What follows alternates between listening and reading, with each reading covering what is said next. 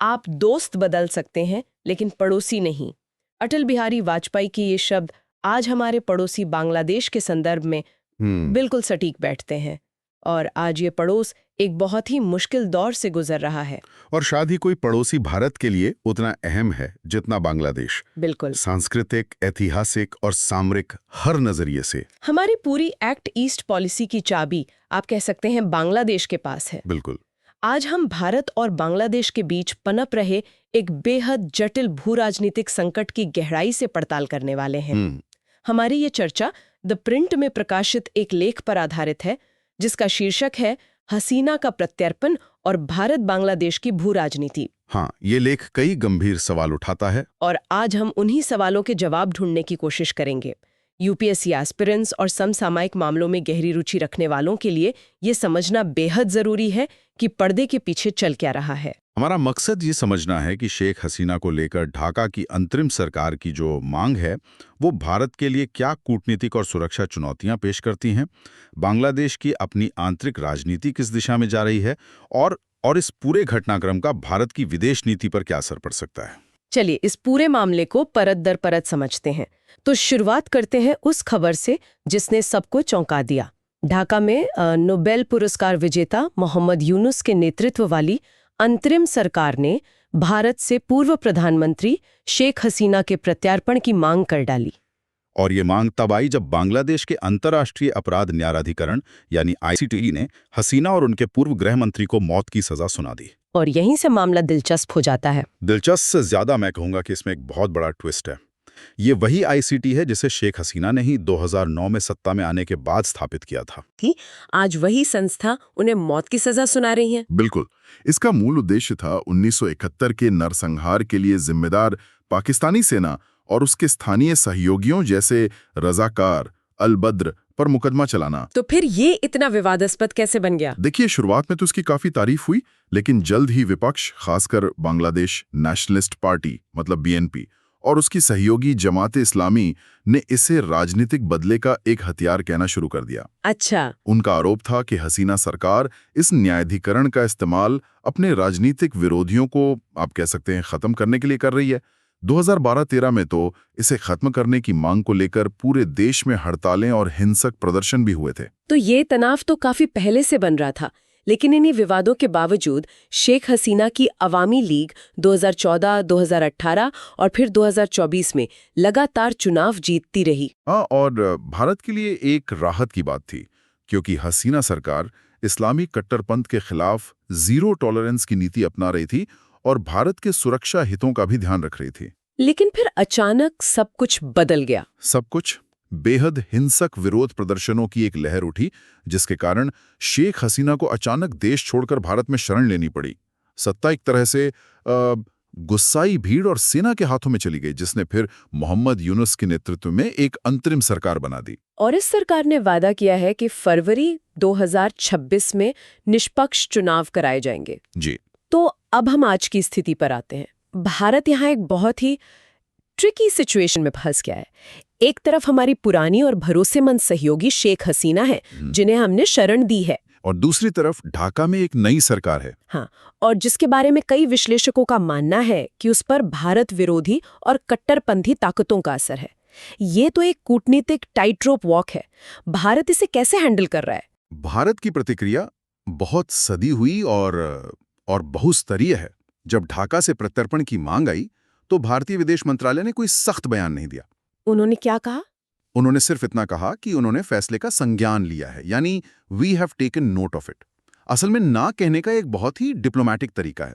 मतलब साफ संदेश दे दिया कि प्रत्यर्पण तो नहीं होने वाला, लेकिन शब्दों की मर्यादा भी रख ली। पर क्या हम सिर्फ ना कहकर बैठ गए हैं या नई सरकार से कोई बातचीत भी हो रही है? यहीं पर भारत की विदेश नीति की व्यवहारिकता दिखती है। भारत ने नई सरकार को पूरी तरह से नजरअंदाज नहीं किया है, बल्कि उसके साथ संवाद बनाए रखा है। अगस्त 2024 से ही जब ये सरकार बनी थी, भारत के अधिकारी उनसे संपर्क में हैं। अच्छा। इससे उस सरकार को एक तरह की अंतर्राष्ट्रीय मान्यता भी मिली है, जो उनके लिए जरूरी है। ये दिलचस्प है। क्या हमारे पास इस संवाद के कोई ठोस उदाहरण है? क्योंकि कूटनीति में तो संकेतों का, सिंबलिज्म का बड़ा महत्व होता है। कई ठोस उदाहरण हैं जो द प्रिंट के लेख में भी दिए गए हैं। दिसंबर 2024 में भारतीय विदेश सचिव ने ढाका का दौरा किया। ये एक बड़ा कदम था। फिर अप्रैल 2025 में प्रधानमंत्री मोदी ने थाईलैंड में बिम्स्टेक शिखर सम्मेलन के दौरान खुद मोहम्मद यूनुस से मुलाकात की। वाह, मतलब प्रधानमंत्री मोदी खुद मोहम्मद यूनुस से मिल रहे हैं, जबकि उनकी सरकार ने हसीना को शरण दे रखी है। ये तो कूटनीति का एक बहुत ही हाई वायर एक्ट है। दिल्ली एक साथ दो घोड़ों पर सवारी करने की कोशिश कर रही है। बिल्कुल। और सुनिए, मई 2025 में नई अंतरिम सरकार के उच्चायुक्त को भारत में आधिकारिक तौर पर मान्यता दी गई। अच्छा। और शायद सबसे महत्वपूर्ण बात, बांग्लादेश को जून 2024 में कोलंबो सिक्योरिटी कॉन्क्लेव यानी CSC का सदस्य बनाया गया। ये भारत के नेतृत्व वाला एक अहम ग्रुप है। मतलब एक तरफ प्रत्यर्पण की मांग और दूसरी तरफ इतने बड़े सुरक्षा समूह में एंट्री। ये तो यही बैलेंसिंग एक्ट है। और सबसे चौंकाने वाली बात जो लेख में लिखी है वो ये कि हसीना को मौत की सजा सुनाए जाने के कुछ ही दिनों बाद बांग्लादेश के राष्ट्रीय सुरक्षा सलाहकार नई दिल्ली का दौरा करते हैं। इसका क्या मतलब निकाला जाए? क्या ये भारत की दोहरी रणनीति है या मजबूरी? इससे दोहरी रणनीति से ज्यादा एक संतुलित और यथार्थवादी रणनीति कहना बेहतर होगा। ऐसा लगता है कि भारत फरवरी 2026 के चुनावों तक इंतजार करने के मूड में है। मतलब वेट एंड वॉच पॉलिसी। हाँ, एक तरह से। इस दौरान वो संबंध खराब नहीं करना चाहता, संवाद के सारे रास्ते खुले रखना चाहता है ताकि स्थिति को संभाला जा सके और अपने राष्ट्रीय हितों की रक्षा की जा सके। ये समय निकालने की रणनीति है, शायद इस उम्मीद में कि आवामी लीग किसी तरह संगठित होकर सत्ता में वापस आ जाए। तो भारत की ये जो सधी हुई प्रतिक्रिया है, ये काफी हद तक इस बात पर निर्भर करेगी कि बांग्लादेश के अंदर खुद क्या चल रहा है। हसीना के जाने के बाद वहां का पॉलिटिकल लैंडस्केप तो पूरी तरह बदल गया होगा ना, पूरी तरह से। और यहाँ एक बड़ी विडंबना है, आज शेख हसीना की अवामी लीग की स्थिति ठीक वैसी ही है जैसी उनके शासन में BNP की थी। मतलब अवामी लीग आज नेतृत्वहीन है, लेकिन जमीनी स्तर पर उसका जनाधार अब भी काफी मजबूत माना जाता है। ICT के फैसले का एक बड़ा असर ये हुआ है कि हसीना और उनके कई बड़े सहयोगी अब चुनाव नहीं लड़ सकते। क्यों नहीं लड़ सकते? क्योंकि 2013 के कानून के मुताबिक ICT द्वारा दोषी ठहराया गया कोई भी व्यक्ति चुनाव लड़ने के लिए अयोग्य है। तो इससे तो पार्टी में एक लीडरशिप वैक्यूम पैदा हो गया होगा। क्या कोई नया नेता उभर कर आ सकता है? मुश्किल है। जब तक मौजूदा नेतृत्व अपनी पकड़ नहीं छोड़ता, किसी नए चेहरे का उभरना आसान नहीं है। दूसरी ओर BNP इस स्थिति का फायदा उठाकर खालिदा जिया के बेटे तारिक जिया, जो लंदन में निर्वासन में है, उन्हें राजनीति के केंद्र में लाने की कोशिश कर सकती है। और इसमें जमाते इस्लामी की क्या भूमिका है, जिस पर कभी प्रतिबंध लगा था और जिसे कट्टरपंथी माना जाता है? यही वो पहलू है जो भारत के लिए सबसे ज्यादा चिंताजनक होना चाहिए। बिल्कुल, और ये सबसे चिंताजनक पहलू है। कभी प्रतिबंधित रही जमाते इस्लामी, जो BNP की करीबी सहयोगी है, उसे अब धीरे धीरे अंतर्राष्ट्रीय मान्यता मिल रही है। अंतर्राष्ट्रीय मान्यता कैसे? लेख में ये बहुत स्पष्ट रूप से बताया गया है। विश्व बैंक और अंतर्राष्ट्रीय मुद्रा कोष मतलब IMF के प्रतिनिधि मंडलों ने हाल ही में ढाका में जमात के नेताओं से उनके दफ्तर में मुलाकात की है। एक मिनट रुकिए, विश्व बैंक और IMF, ये तो बहुत बड़ी बात है। ये तो वो संस्थाएं हैं जो वैश्विक आर्थिक नीतियों की दिशा तय करती हैं। वो जमाते इस्लामी जैसी पार्टी से मिल रही हैं। जी हाँ, इन मुलाकातों में देश के वित्तीय क्षेत्र, टैक्स और आर्थिक सुधारों जैसे मुद्दों पर चर्चा हुई। इसका मतलब तो ये हुआ कि पश्चिमी देश भी इन कट्टरपंथी गुटों को एक लेजिटिमेट पॉलिटिकल प्लेयर की तरह देख रहे हैं। क्या भारत की सुरक्षा चिंताएं अब अंतर्राष्ट्रीय स्तर पर उतनी अहमियत नहीं रखती? आपका सवाल बिल्कुल सही है, और यही इस घटना का सबसे गंभीर संकेत है। ये इस बात का स्पष्ट संकेत है कि कट्टरपंथी ताकतें फिर से मुख्य धारा की राजनीति में लौट रही हैं और अंतर्राष्ट्रीय समुदाय भी उनसे डील करने को तैयार है। तो अगर भविष्य में BNP और जमाते इस्लामी की गठबंधन सरकार बनती है तो ये हसीना सरकार द्वारा कट्टरपंथ के खिलाफ उठाए गए सभी कदमों को पलट सकती है, जिसका सीधा और खतरनाक असर भारत की सुरक्षा पर पड़ेगा। ये पूरी स्थिति ऐसा महसूस करा रही है जैसे ये भारत के लिए एक वेकअप कॉल है।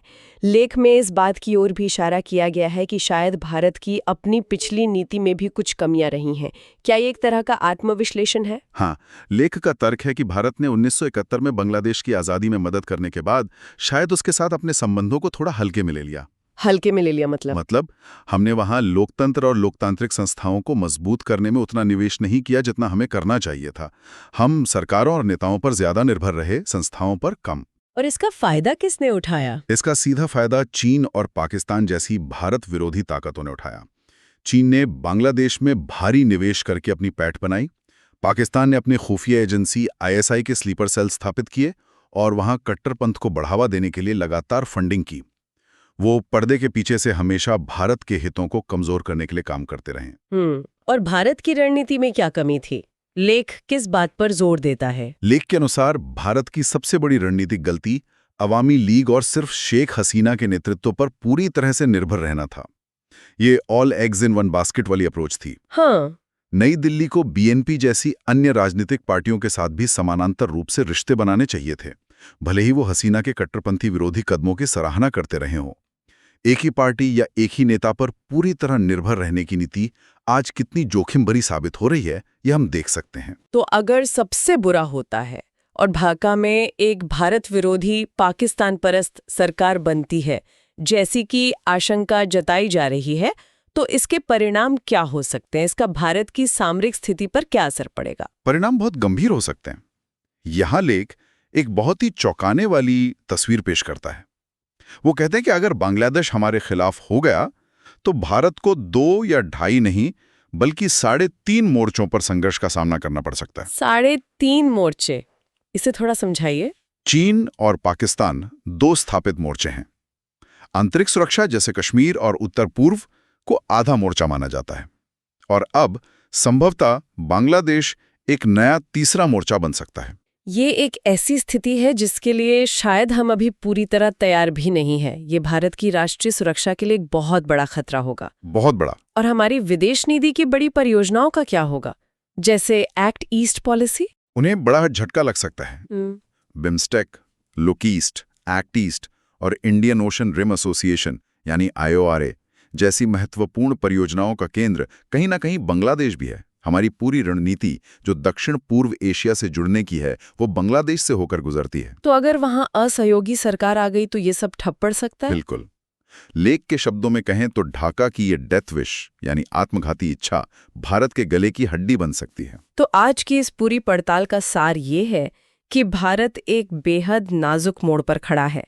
उसे तत्काल कूटनीतिक जरूरतों और दीर्घकालिक सुरक्षा खतरों के बीच एक बहुत ही महीन संतुलन बनाना है। सही बात है। बांग्लादेश की आंतरिक राजनीति में कट्टरपंथी ताकतों का उभार भारत के लिए सिर्फ एक पड़ोसी देश का मसला नहीं, बल्कि एक सीधी राष्ट्रीय सुरक्षा की चुनौती है। बिल्कुल। हसीना का प्रत्यर्पण तो दूर की कौड़ी है, ये लगभग असंभव है।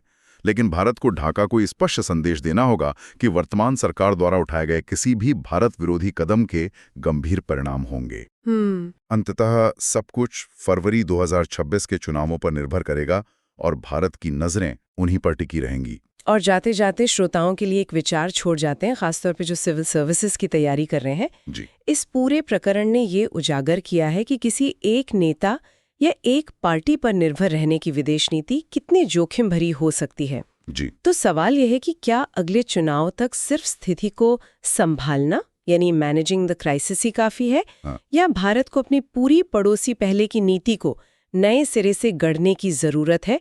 एक ऐसी नीति जो किसी व्यक्ति विशेष पर नहीं बल्कि पड़ोसी देशों के लोकतांत्रिक संस्थानों, सिविल सोसाइटी और अलग-अलग राजनीतिक दलों के साथ संबंध बनाने में निवेश करने पर आधारित हो। यही आज की भारतीय विदेश नीति का सबसे बड़ा सवाल है।